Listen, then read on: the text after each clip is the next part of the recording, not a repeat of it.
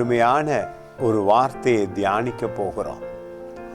வாழ்க்கையில நொந்து உடைந்து வெறுப்போடு வாழ்கிறீர்களா? மகிழ்ச்சியையும் சமாதானத்தையும் அனுபவிக்க முடியவில்லையா?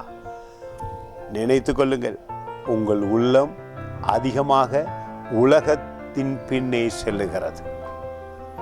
அருமையான வாழ்வு தேவனிடத்தில் இருக்கிறது, அதுவும் கிறிஸ்துவுக்குள் இருக்கிறது. பாருங்கள், இந்த வார்த்தை சொல்லுகிறது. யாக்கோபு 1 அதிகாரம் 16வது வசனம் என் உள்ளத்தை மிகவும் தொட்டது. ஆனால் ஒரு சிறு வசனம், ஆழமான கருத்து, அபிஷேகமான கருத்து, எங்களை நல்ல வழியிலே நடத்த விரும்புகிற கருத்து. பியூட்டிஃபுல். பாருங்கள், சொல்லுகிறது, என் பிரியமான சகோதரரே, உங்களை என்னையும் அழைக்கிறது. சகோதரரே, மோசம் போகாதிருங்கள். எதை குறித்து சொல்லுகிறது மோசம் போகாதிருங்கள் என்று? உலக காரியங்களில்.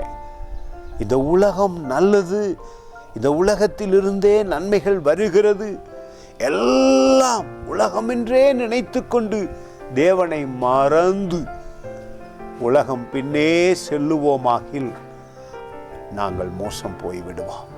எங்களை உலகம் ஏமாற்றிவிடும். ஆனால் கிறிஸ்துவோ உங்களையும் என்னை வாழ வைக்கிறார்.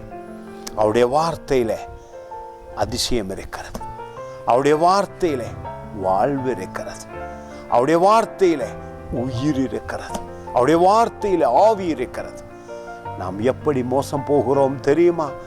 உலகத்து காரியங்களுக்கு இருதயத்திலே அதிகமான நேரம் கொடுத்து, உலகம்தான் நன்மையை கொண்டு வரும், நண்பர்கள் கொண்டு வருவார்கள், உறவுகள் கொண்டு வரும், என் தொழில் எல்லா நன்மையும் கொண்டு வந்து விடும் என்று நினைத்தீர்கள் என்றால் மோசம் போய் விடுவீர்கள். தேவனுடைய வார்த்தைக்குள்ளாக இருந்து உலகத்தை அனுபவியுங்கள், உலக ஆசீர்வாதத்தை எடுங்கள். தேவனோடு இருப்பதே உயர்வான வாழ்வு. God bless you.